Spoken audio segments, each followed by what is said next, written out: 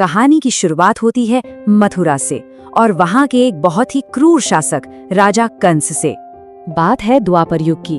उस समय धरती पर पाप और अत्याचार का बोझ इतना ज्यादा बढ़ गया था कि खुद पृथ्वी ने एक गाय का रूप धारण करके देवताओं से मदद की गुहार लगाई। मतलब अब भगवान के अवतार लेने का समय आ चुका था। तो ये कंस था कौन? वो था तो मथुरा के राजा उग्रसेन का ही बेटा, लेकिन स्वभाव से इतना ज्यादा क्रूर था कि उसने सत्ता के लिए अपने ही पिता को सिंहासन से हटाकर जेल में डाल दिया और फिर खुद मथुरा का राजा बनकर लोगों पर बहुत अत्याचार करने लगा। लेकिन कहानी में एक बहुत बड़ा मोड़ तब आता है जब हर तरफ जश्न का माहौल था। देखिए, कंस अपनी चचेरी बहन देवकी से बहुत स्नेह करता था, इतना कि जब देवकी की शादी वासुदेव से हुई तो वो खुद अपनी बहन को उसके ससुराल विदा करने के लिए रथ चला रहा था। और तभी अचानक आसमान से एक आवाज गूंजी, एक आकाशवाणी हुई जिसने उस पल को और पूरी कहानी को हमेशा के लिए बदल दिया। ये कंस के लिए एक सीधी सीधी चेतावनी थी। उस एक आकाशवाणी ने कंस के प्यार को फौरन डर और नफरत में बदल दिया। जो भाई कुछ देर पहले अपनी बहन को प्यार से विदा कर रहा था, वो अब उसका सबसे बड़ा दुश्मन बन गया।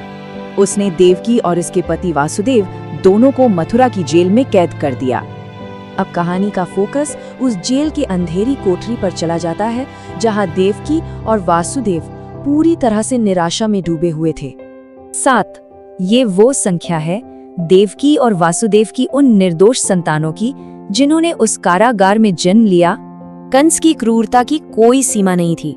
जैसे ही देवकी की कोई संतान जन्म लेती, वो उसे छीनकर उन्हीं के सामने पत्थर पर पटक कर मार डालता था, और ऐसा उसने एक एक करके पूरे 7 बार किया।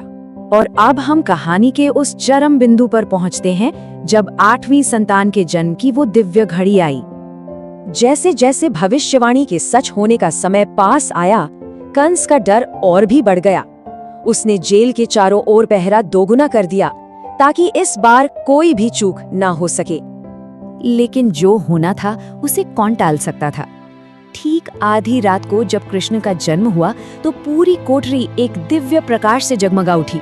स्वयं भगवान विष्णु प्रकट हुए और उन्होंने वासुदेव को बताया कि ये बालक उनका ही अवतार है और उसे फौरन गोकुल पहुंचाना होगा। और उसी पल चमत्कार होने लगे।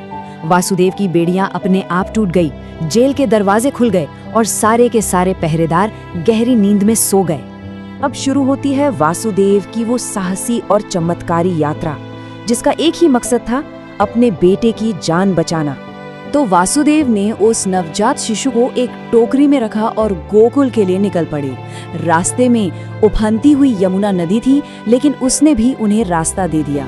वो गोकुल पहुंचे जहाँ उनके मित्र नंद के घर यशोदा ने भी एक कन्या को जन्म दिया था। वासुदेव ने बड़ी ही सावधानी से अपने पुत्र को वहां रखा और उस कन्या को लेकर वापस जेल आ गए। तो चलिए देखते हैं कि वासुदेव के लौटने के ठीक बाद क्या हुआ और कंस के साथ वो अंतिम सामना कैसे हुआ। जैसे ही वासुदेव उस बच्चे के साथ वापस कोठरी में पहुंचे, सारे चमत्कार खत्म हो गए। जेल के ताले फिर से लग गए, उनकी बेड़ियां वापस बंद गईं और बच्चे के रोने की आवाज ने पहरेदारों को खबर कर दी। कंस दौड़ता हुआ आया और उसने उस बच्ची को भी मारने की कोशिश की, लेकिन वो कन्या उसके हाथों से छूटकर सीधे आकाश में चली गई और देवी का रूप लेकर उसने कंस को ये अंतिम चेतावनी दी और फिर गायब हो गई। तो ये देखिए कि कैसे कंस की पूरी क्रूर योजना भाग्य की शक्ति के सामने धरी की धरी रह गई। वो 8वीं संतान को मारना चाहता था, लेकिन वो दिव्य बालक तो गोकुल में सुरक्षित था। उसका अंत अब निश्चित हो चुका था और जैसा कि भविष्यवाणी की गई थी, ठीक वैसा ही हुआ। बड़े होकर कृष्ण मथुरा लौटे, उन्होंने कंस का वध किया, अपने नाना उग्रसेन को फिर से राजा बनाया और मथुरा के लोगों को उसके अत्याचारों से हमेशा के लिए मुक्त करा दिया। और यही वजह है कि ये प्राचीन कहानी आज भी जिंदा है।